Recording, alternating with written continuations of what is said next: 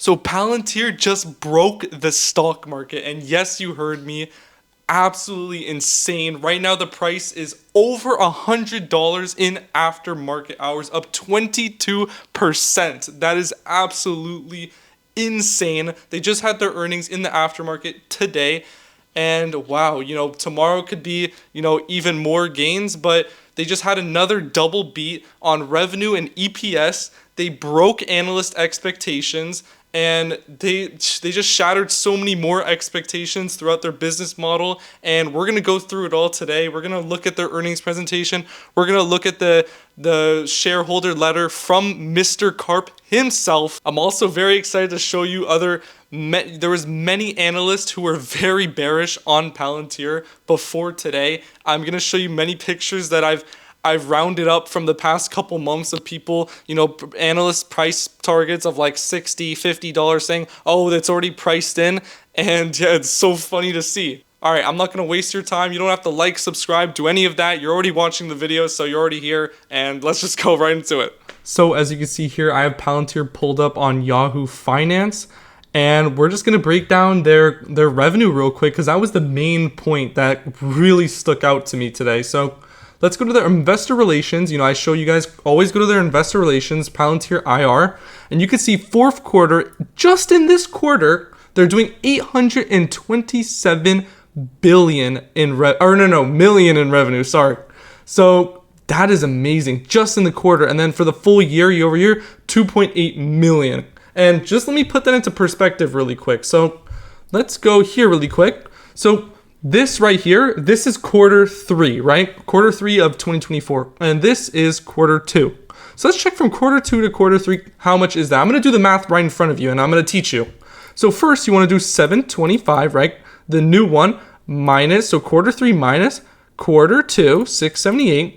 And now we divide it by 678.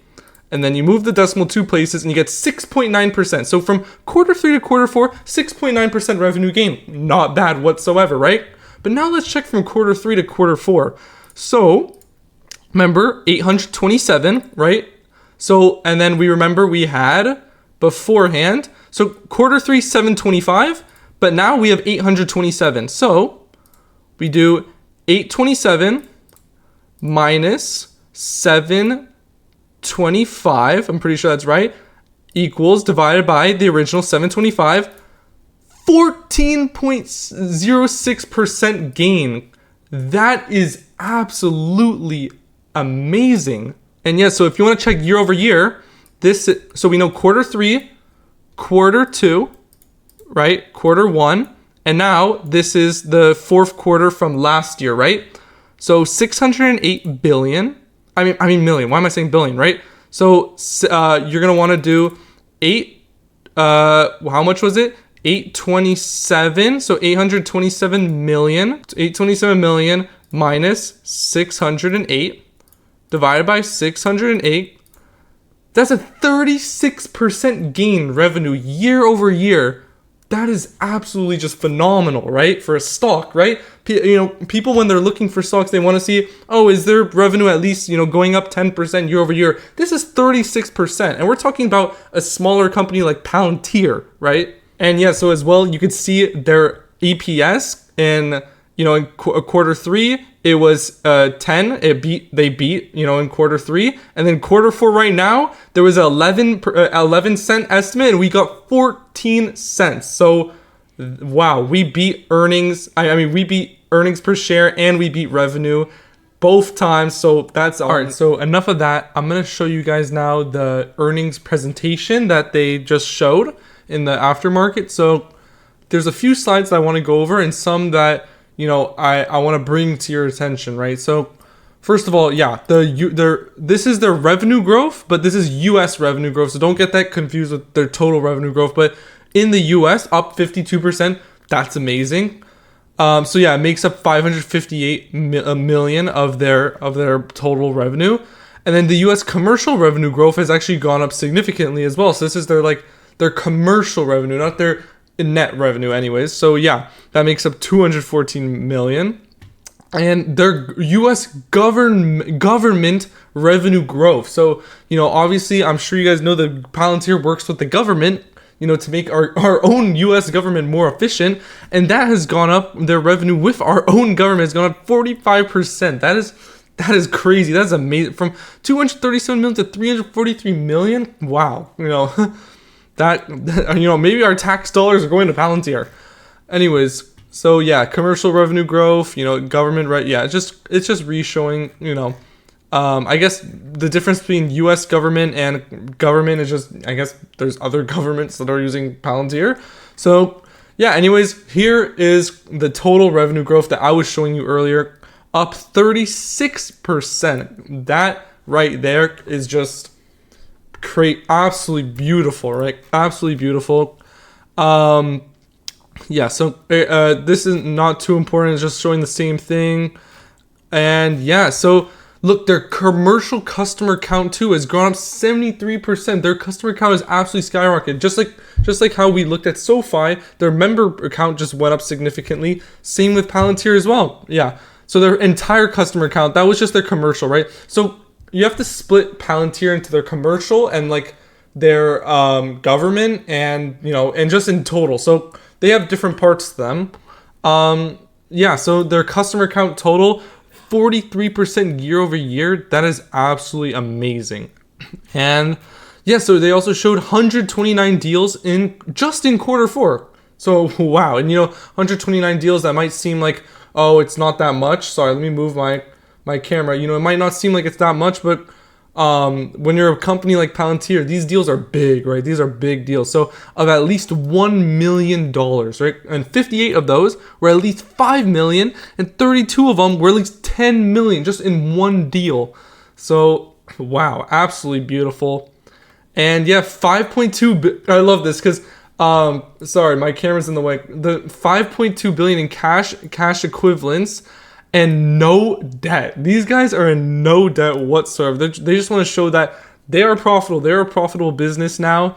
And they just want to show you guys. So that's great to see as well. So I want to bring this to your attention before we go any further. So this is one of the first slides. I was showing you the rest of the presentation, but they actually put this near the beginning. And it shows our quarter four 2024 GAAP earnings per share was 3 cents. Huh? I thought we just did the 14 cents. And look at the chart. Our net income, right? This is the net income, right? After, taxes, operating costs, research and development. So, we're in quarter four, 2023, 93 million, 134. And then we go to 143. And quarter four right now, 79 million. You're probably like, what the heck? You just showed me their revenue was up significantly as well as their EPS. What's up with their net income? And I promise you too, I was so confused. I was like, what? Like this does not make sense. If I saw this, I would be freaking out if as an investor. But then I'm reading closely. Sorry, hopefully you can see it. It says net income when excluding one-time SAR-related expense. One-time SAR-related expenses. All right, so I just found out actually, right now what this is because I actually didn't know. So stock appreciation rights. So they're basically, Palantir is paying their employees, right? Compensation that's basically because the stock price is increasing. So that's kind of cool. That's kind of cool to see. And that's pretty natural. So that's why I'm not super duper worried, but like, this is the same thing with like Nvidia, right? Or like many other companies, but like, many of the Nvidia employees are just already like millionaires, I think, because like, just because of the stock price itself, right? Just by them working at the company. And I actually read here, this was actually posted, in December, an upcoming 120 million SARS expense will likely cause a significant EPS miss for Palantir, which obviously didn't happen, but was it 120 million? Yeah, it actually seems pretty accurate. So, whatever article this was, but yeah, it didn't actually cause any problems on the EPS, which is actually kind of surprising. Anyways, yeah, so that is a little bit weird to see as well. You look, the GAAP operating income also dropped, but yeah, it keeps saying one-time SAR related expense. So I guess I get it. I'm surprised why investors, I'm telling you, if this was SoFi and if this were to happen on SoFi, the SAR related expense, they would drop the stock. I'm telling you, SoFi had a great great earnings, but they still dropped the stock because I'm just telling you, Palantir is more favored. You know, as I'm saying with SoFi, right? So SoFi, if you look at my old video, right, they had an amazing earnings, just like Palantir, right? But their guidance was just a little bit lower than expected, right? But then look, so we look at the guidance for Palantir. That was one of the first things they look at. So they're expecting 858 to 862 million, right? So remember we said from quarter 3 to quarter 4 now, we went up 14%?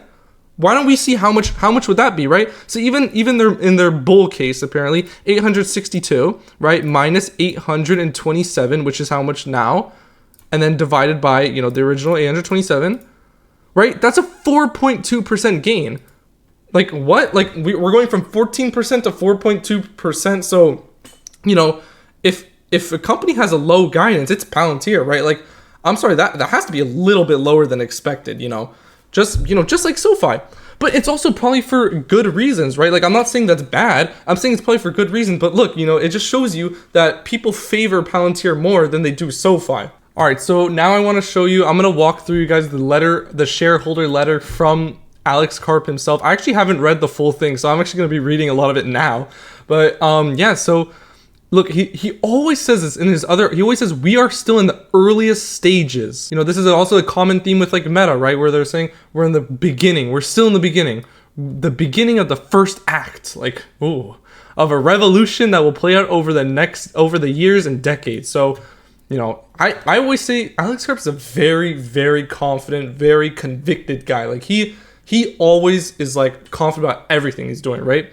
Our total revenue of the fourth quarter, yeah. So we went over that, hit a record 828 million, 14% from the prior quarter, and 726 million, 36% from the same period the year before. Amazing, right?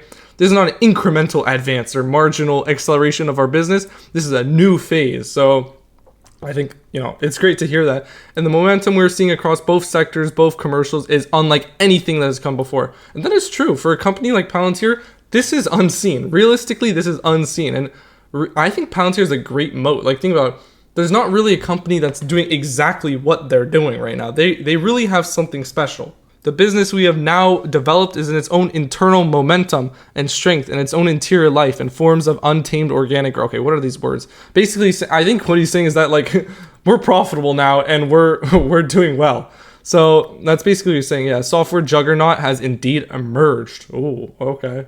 All right, so I kind of want to take a pause on that, where he said a software juggernaut has indeed emerged. And he's not really joking about that. If you could see here, I just saw this on Twitter. He said Palantir's market cap is currently up by more than 30 billion in after hours, up to 224 billion, right? Like, sometimes I think about, like, we're talking about Palantir, 224 billion. This is becoming a big dog, right? Now larger than companies like American Express, McDonald's, Disney, Pepsi, Goldman Sachs, and Adobe.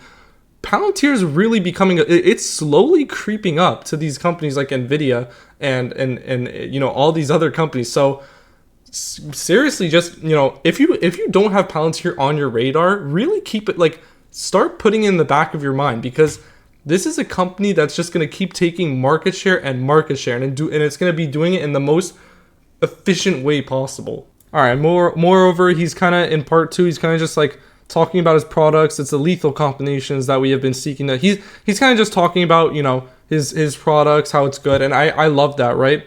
And then he said our U.S. revenue growth. Like, he's just going over the stats we just went over. Let's see what's in number 3. I didn't even see. We've been preparing for this moment diligently for more than 20 years. So, I like the way he talks. A certain indifference to the doubts and opinions of others, to the shiny and fashionable things, was absolutely required. But our patience and what some would fairly describe as our disregard for the received wisdom has been rewarded. So yeah, now he's just talking about, you know, they had great numbers. We still remember the quizzical looks of potential early investors when we attempted to explain that we were building enterprise software. Now he's kind of like saying, yeah, look at all y'all now who didn't want to invest in us early. Look what happened. So that's actually kind of funny to see. At a time when the floodgates of Silicon Valley had opened to fun consumer trinkets. Oh my gosh. So the looks were only more puzzled, the brows were furrowed when we made clear that we were intent on building software system for the U.S. defense. So honestly, I can imagine it too. Imagine a new startup company that has not that much, you know, sales or anything is saying, we're going to eventually build a software system to make more, I don't know what the word for it. He's saying he wants to make the US defense system more efficient, right? Through AI. So imagine someone tells you that and it's like a brand new company. You're probably gonna be like, what? Are you joking? That's crazy. But they did it, right? They didn't. You saw their government revenue just skyrocket. So they're successful. They're really doing it. Yeah, he said there were some challenging years. We were an odd bird flying in the wrong direction at the height of the consumer. So he's kind of just showing all the investors like, hey, you guys didn't believe in us. So now look at us now, you know, like look at us and the strength we have built. So yeah, he's just kind of giving some words, you know, for the investors, you know, just kind of just hype us up. And, you know, for good reason. You know, I honestly love this guy. And you know, the rest of this is kind of just, you can read it on your own if you want. But yeah, he's kind of just like talking about the company, saying it's all great. So, all right. And to wrap up the video, I told you guys I'd show you some analysts, you know, their previous expectations. And I remember when this happened. So basically this guy, his name is Sanjit Singh. I hope I said that right. No hate towards him, obviously. So I had taken this picture on January 6th because I remember the stock had dropped on that day or something around like that, right? So January 6th. Yeah, so this is when we had this big drop, right? We had that big drop, you know, almost like, but this was before DeepSeek, right? And I was like, oh my gosh, why is it dropping? It was because actually that was like one of the first trading days of the new year. And that's when all the hedge fund managers and, you know, people at the banks were putting their price targets. And this guy had put a $60 price target when the price was around like, yeah, 70 something. And yeah, so he'd put this underweight rating. And I was like, you know, I have a feeling this guy's gonna get proven wrong. You know, just wait. And yeah, so I saw this. He said, success more than priced in, right? So yeah, underweight rating and the valuation after a big run up in 24 was like too crazy. He said, while acknowledging strong execution and momentum, we see success more than priced in. So realistically, what to get out of this? You know, not all. You know, you can't just buy a stock because, you know, an analyst says, oh, it's a buy, or you can't just sell a stock because an analyst says it's a hold. You know, many stocks that I own, you know, people, there's thousands of analysts who will say sell. Like there's a lot of people who have like, you know, like under $10 price targets for SoFi, right? You know, one of my biggest positions, but you know, I stick to my guns. I follow my own research and that's just how it works. So, you know, that's the lesson from it. Like, listen, if another analyst is saying, you know, buy the stock that you're buying as well, okay, I guess that's good, right? But like, don't base everything off of what these guys say because they can be wrong, you can be wrong, he can be, everyone, you know, listen, you can't, you know, you have to trust yourself, right? And no one's crazy in the end. So, you know, all right, so that's the end of the video. Thank you guys so much for watching and good luck in the rest of your investing journey. Peace out.